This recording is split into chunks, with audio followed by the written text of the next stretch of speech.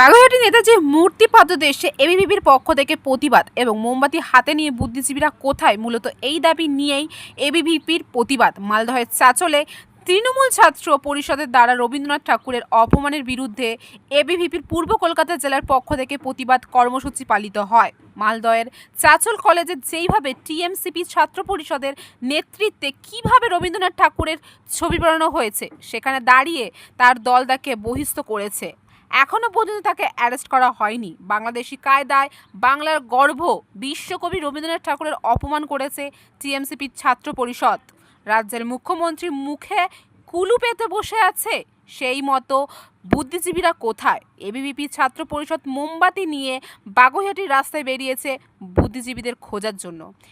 মালদা জেলার চাঁচল কলেজে যেভাবে আমরা দেখেছি টিএমসিপি ছাত্র পরিষদের নেতৃত্বে এভিসোয়েল বিশ্বকবি রবীন্দ্রনাথ ঠাকুরের ছবি পুড়িয়েছে, সেখানে দাঁড়িয়ে তার দল তাকে বহিষ্কৃত করেছে। সোজা কথা, তাকে এখনো পর্যন্ত অ্যারেস্ট করা হয়নি। কেন অ্যারেস্ট করা হয়নি সেটা প্রশ্ন। এবং যেভাবে আমরা দেখেছি বাংলাদেশে রবীন্দ্রনাথ ঠাকুরের যে কাছারি বাড়ি যেভাবে সন্ত্রাসীরা ভাঙচুর করেছে, ঠিক একই জিনিস আজকে বাংলায় হয়েছে। বাংলায় যেখানে দেখেছি যে চাঁচল কলেজে এভিসোয়েলের নেতৃত্বে টিএমসিপির সভাপতির নেতৃত্বে রবীন্দ্রনাথ ঠাকুরের ছবি পড়ানো হয়েছে, সেটা নিয়ে রাজ্যের মুখ্যমন্ত্রী যেমন মুখে কুলু পেটে বসে আছে, ঠিক সেভাবে আজকে বুদ্ধিজীবীদের খুঁজে পাওয়া যাচ্ছে না। যার জন্য অখিল ভারতীয় বিদ্যার্থী পরিষদ আজকে মোমবাতি নিয়ে বেরিয়েছে শুধুমাত্র বুদ্ধিজীবীদের খোঁজার জন্য।